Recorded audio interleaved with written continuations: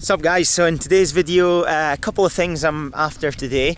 I've come down to Durrus Forest for a wee walk, and two things about today. One, I'm going to talk to you about Photosets. That's going to be the main target of today's video. A photoset is basically where you've got a collection of photographs that all come together to tell you a story of what's happened. So I'm going to try and put together a wee photo set of my walk around the woods today.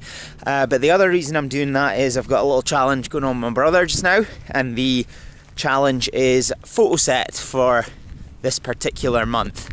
So I'm going to see if I can get stuff from the woods that fits with a photo set. The other reason I'm down here is I'm going to try and get my leading line picture for our school photography competition and see what I can get with the paths that we've got around our sponsored walk.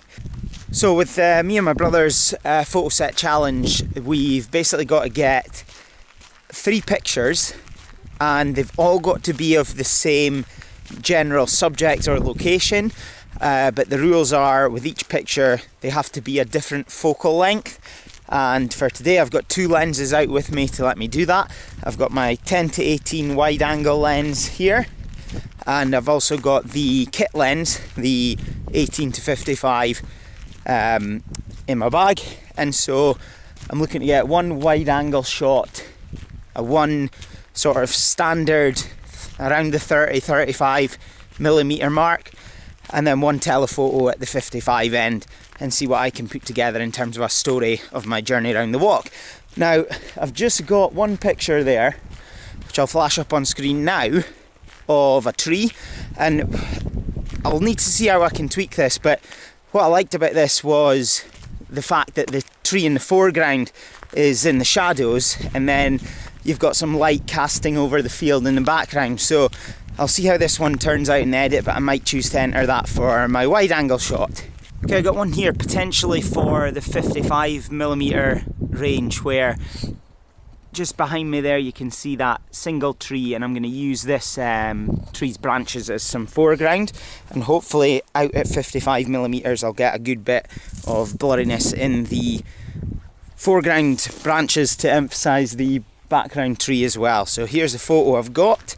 Let you take a wee look at that and see if it's worked out. Again, not too bad. Could be a little bit better, but that's maybe one limitation of this lens. Okay, I just got a picture there at 27mm this one was taken at, so this is more your sort of normal field of view, and I think this is the picture or the focal length I'm going to struggle with most, purely because of the limitations of the kit lens, where I maybe can't get that blurry background out of it, and so the picture might just come out a little bit bland and boring. So I'll keep looking out. I'm probably going to wait for the light to come through and try and use the light to my advantage for the sort of normal focal length. But I've just came to the bottom of this wee hill behind me there, and I think this might be a good chance for another wide angle or maybe a leading line picture. So I'm going to swap over lenses and see what I can get with a wide angle. So I've got a couple of shots there of both at 10mm, the widest this lens can go. And again, I don't know if any of these will work until I've had a look at them on the computer. But this one I think might work for the leading line. Just highlighting the greenery of that track through the middle, off into the distance, and a wee vanishing point at the end there. But it looks like the sun might be starting to come out. I've got some beautiful rays there, so I might try a wee shot here and see if I can put some emphasis on those light rays coming through. Okay, for these next few, just at the top of that hill I was mentioning, a bit more confident with how these will look. I got a nice one there of the collection of trees, and hopefully there'll be enough range in this camera to retain the blue sky that's popped out. And what I like about this one is the shadows are there. You've got some nice light coming onto the side of the trees, and so you've got a good bit of contrast in that image. That is at around the 35mm, so that could do for my normal photo in the photo set. I then tried out a few at 55, which I'll just flash through just now, trying to show off a little bit of bokeh with this lens, although again, because of the 5.6 aperture, it is a little bit limited in that regard.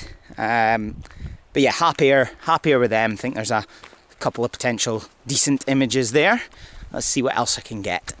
So one thing I haven't really talked to you about too much is light, and ironically it's probably behind composition, it's probably the second most important element of photography is light. And hopefully with those pictures there, the first few I flashed up, compared to the latter few, or the most recent couple, shows you how much of an impact light can have if you've got decent light. Now, we are obviously not at the best time of day just now. The best time of day to shoot would probably be golden hour, the hour just after sunrise or hour just before sunset, where you get that nice warm sort of soft light coming off the sky. But it's not always ideal. Today is sort of a bit of a clouded day with a bit of blue sky. There's a wee bit of a breeze, so that's where the light's kind of changing as I go through the walk here. And so you've got to kind of be ready to take your opportunity when some nice light might hit something that you're looking to take a photo of.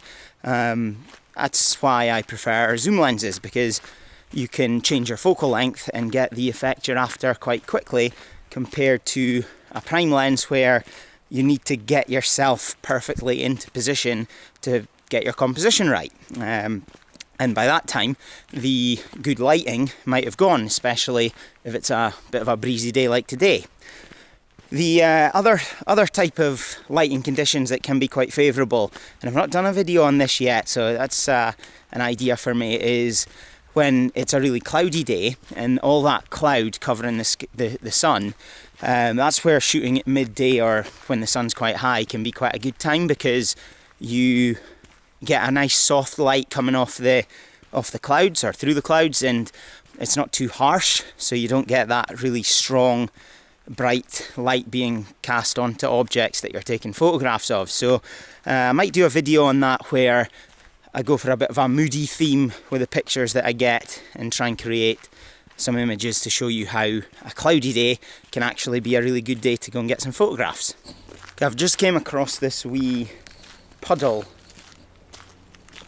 and with the blue sky and the top of those trees behind me there, I'm wondering if this might be an opportunity for a nice reflection shot. So I'll see what I can come up with, and if I get one I'll put one up on screen now and talk you through it. So this one, I think I'm quite pleased with this one.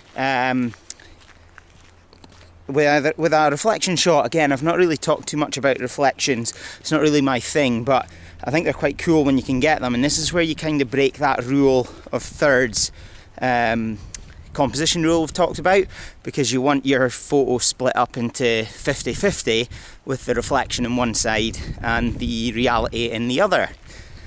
So hopefully I've put together a wee photo set of my walk around the woods there. Here are the three images I think are the best three, with the focal lengths that they were each taken at.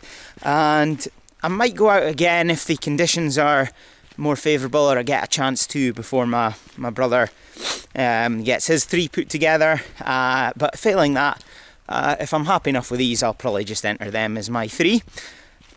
Any questions on Photosets, guys, just leave a comment below and I'll try and get back to you. Thanks for watching.